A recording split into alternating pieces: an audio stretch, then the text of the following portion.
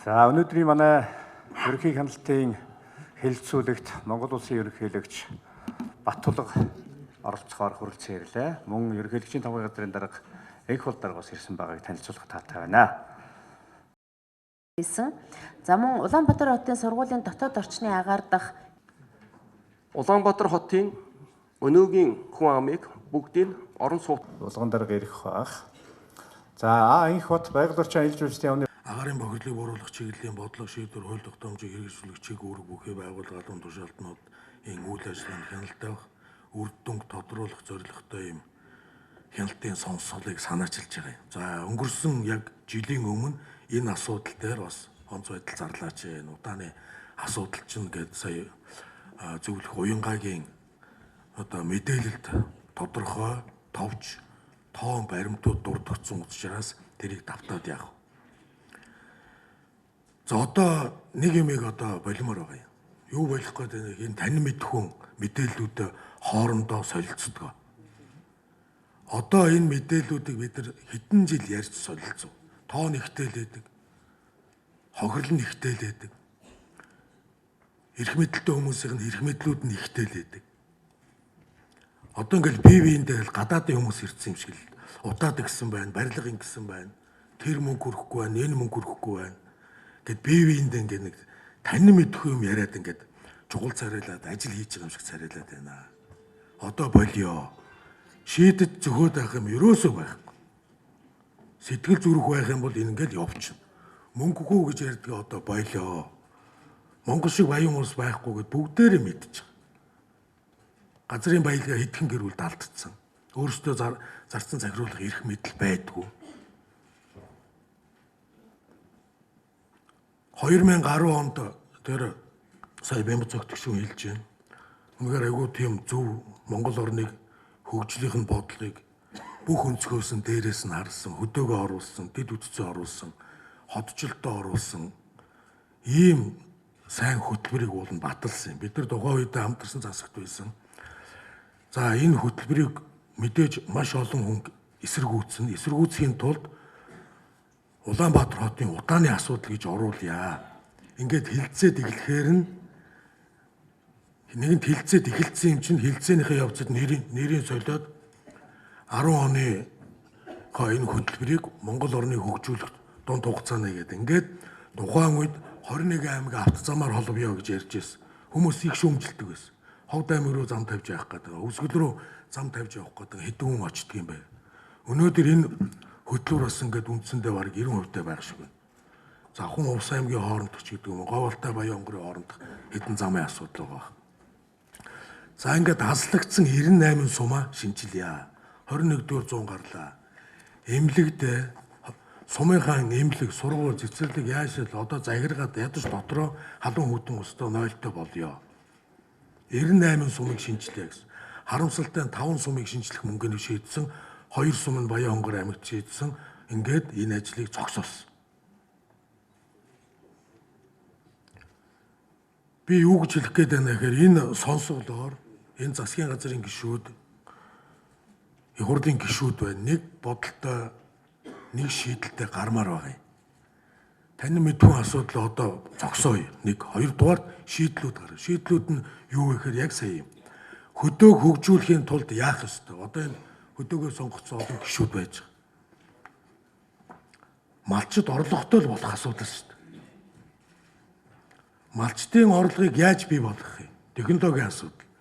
Хөдөө аж ахуйн биржийг хөгжүүлье гэх. Хөдөө аж ахуйн биржийг хөдөө аж ахуйн сайд багтаа ямар ч үсэн эхлүүлсэн. Одоо хаана яаж явж байгаа бүү мэд. Дархнаа сонгогдсон Хаян Харва гэж гишүүнтэй ярьж байгаа. За одоо энэ арьс боловсруулах, ноос боловсруулах үйлдвэрээ танаа дээр хийе гэсэн. Энэ асуудал дэмжигдээд ингээд одоо бас 2-3 сарын нүүрийг үүсэж байна. Тэгээ ийм шийдлүүдээ өнөөдөр хиймээр байгаамаа. Хөдөөгөө хөгжүүлж нүүдлийг зогсооно. Хотоо хөгжүүлнэ гэдэг нь яадаг? Өнөөдөр бид нар ямар ч одоо юугүйгээр одоо замбраагүйгээр энэ газар зарснаас маш төлөвлөлтгүй орон сууцнууд баригдсан.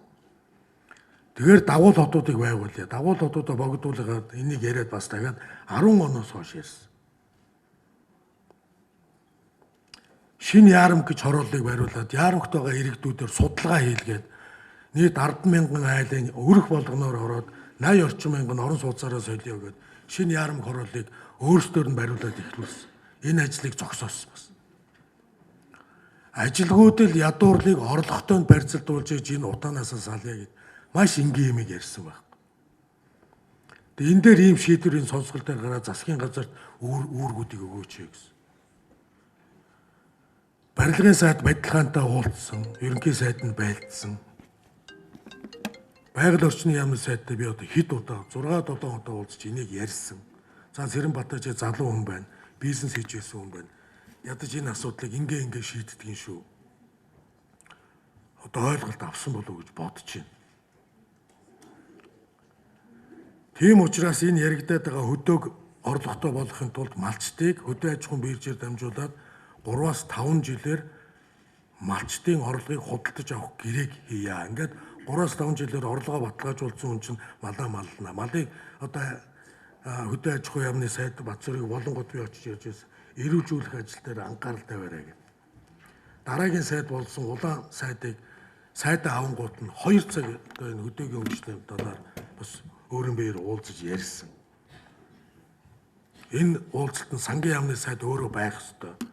Хэрэг эрхлэх газрын дарга нь байх ёстой. 19 оны төгсгийг баталсан гэд мөнгө өгөхгүй нь тодорхой. Мөнгө өгөхгүй гэдэг бүх юм бүтэхгүй. Би хэллээ шүү дээ. Байгалийн асар их баялагт орон байгалийнхаа баялагийг зарцуулах ямар ч эрх мэдлгүй болсон. Хэдхэн гэрүүл авсан. Хамгийн эмгэнэлтэй нэг юм өнөөдөр дүр зураг одоо энэ байнгын хорооны одоо дарга нь өөрөө нөгөө юу зарсан утаагүй зуух зарсан компанитай холбоотой байгаа. Утаагүй зуух гэж байхгүй дэлхийд даяараа мэдээ нотолцсон байхад авчираад хэдэн сая долларыг шагцлаа. За тэрийг мэдчих хэвээр. Энэ бол тантай холбоотой.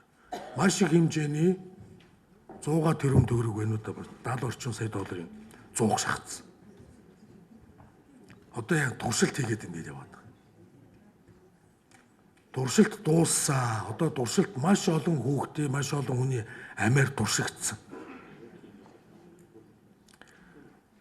Тэгээд энэ залуу гишүүд нэлээх одоо сая 45 гишүүн залуу гишүүд орсон гэж энийх 16 оных бол.